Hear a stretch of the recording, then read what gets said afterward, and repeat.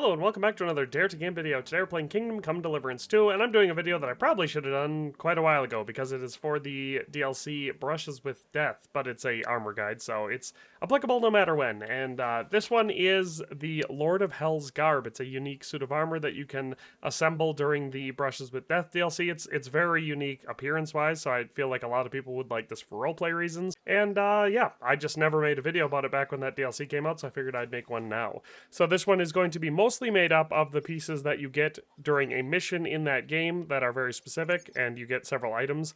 I swapped out any lower level ones that you get in that mission with level 3 ones just for, to show level 3 stats, but obviously they're not exactly matching the ones that you'll get during that mission. And for pieces that were missing, like the Cuirass, for example, I just picked the highest in tier slot defense-wise one that went with it. So let's just get down to it, and I'll show you the armor guide. So starting us off with the weapons, obviously it's probably also appropriate to pair a dagger and a torch with this, but I didn't feel like including that because it didn't feel like it specific.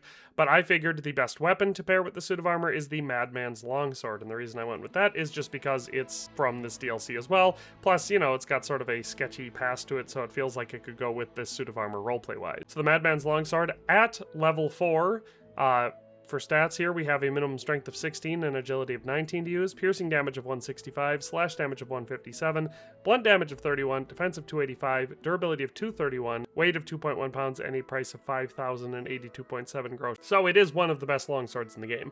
And the description says, the sword belonging to the Madman from the dugout that Voita sent me. The engraving on the blade reads, Confiteor Deo Omnipotenti. So some fun Latin to add into what we're doing here. So that is the only weapon that I chose to pair with this suit of armor. For the armor itself, the clothing layer of it, we have the long pourpoint black. This is a well-made long combat coat made by a real tailor, so it doesn't restrict movement like ordinary quilted gambeson. This one has a slash defense of 14, stab defense of 14, slash defense of 43, blunt defense of 37, conspicuousness of 0, noise of 17, invisibility of 6, charisma of 14, durability of 25 on that one. Then, of course, we have pickpocket shoes. Quickly sneak up to your mark, then slink away, the motto of every good pickpocket. These have a stab defense of 2, slash defense of 3, and blunt 2.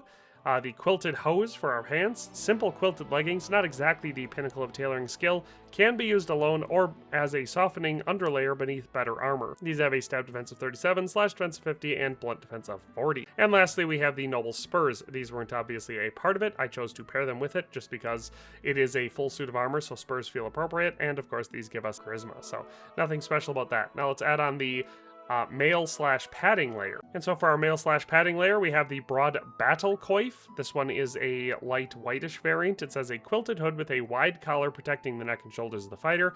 This has a stab defense of 28, slash defense of 40, and blunt defense of 37. Then we have the hauberk long, a long chainmail shirt with sleeves covering the arms and forearms, stab defense of 38, slash defense of 79, and blunt defense of 64. And finally, the mail collar, this one being the variant with the little yellow trim on it.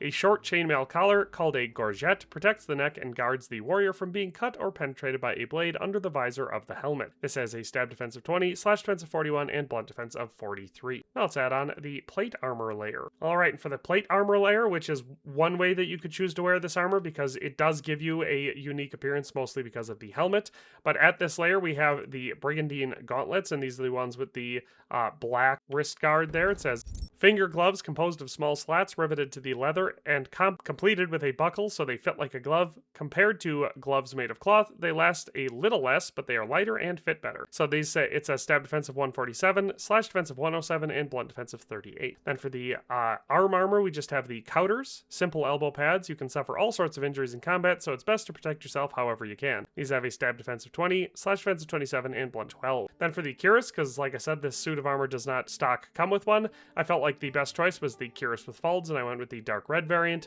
It says the metal cuirass with folded folds creates excellent protection for the torso and groin of the knight. The folds are also made from slats, so they can be easily moved and worn on a horse. This has a stab defense of 153, slash defense of 113, and blunt defense of 39. For our leg protection, we just have the leaf-shaped couters, simple knee pads called couters with a leaf to improve protection against slashing blows. This has a stab defense of 17, slash defense of 23, and blunt defense of 9. thing. And finally, for the most unique part of the suit of armor, we have the Lord of Hell's helmet. A bassinet with ears and horns. The visor is made to look like a fanged maw. The helmet is also equipped with a wide-scaled aventail, protecting its wearer's shoulders. This has a stab defense of 151, slash defense of 111, and a blunt 39. So that is the plate armor, and like I said, you could just wear it at this layer because, I mean, as you can see in front of you, it definitely looks fairly unique like that. A lot of that coming from the helmet, but it's imposing in its own right. But of course, there is one more piece to add to this, and it is the outer garment, the Lord of Hell's Garb. And of course, that really completes the entire thing, giving us that red underlayer, and also being the reason why the cuirass doesn't matter that much. So it says a disheveled garb with chains and a tail. So you've got a little tail strapped on, and there's chains going around it that I assume make us rattle.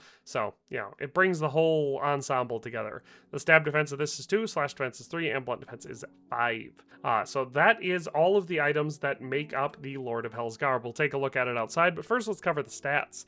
So for the total weight on this entire suit of armor as we're wearing it here, including the weapon, we have 93.1 pounds. So it is under 100 pounds, which I consider to be fairly light for a full suit of armor. We have a total value of 29,731.5 groschen, which is quite expensive, but keep in mind 10,000 of that, or almost, comes from just that cuirass. So, you know, the cost of this can vary wildly depending on which cuirass you choose to use. The AAR, or average armor rating for the suit of armor, for the head it is 195, for the torso it is 221.7, for the arms it is 142, and for the legs it's 86.7, giving us an overall average armor rating, or AAR, of 161.4. So right about what I would consider a medium quality suit of plate armor for protection. So for roleplay reasons, it definitely feels very, very appropriate. So first we can take a look at the suit of armor with the helmet up.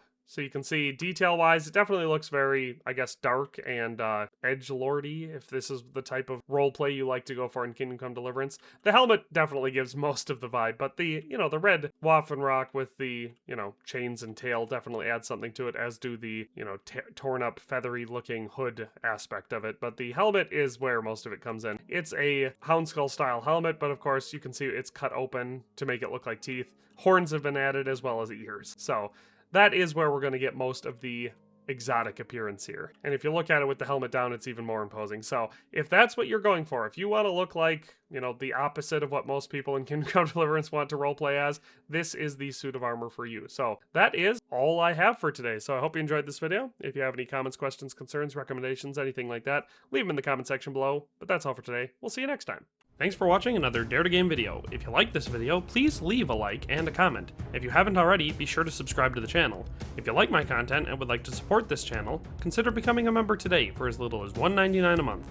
It makes a huge difference. But in any case, thanks for watching and have a nice day. I'll see you next time.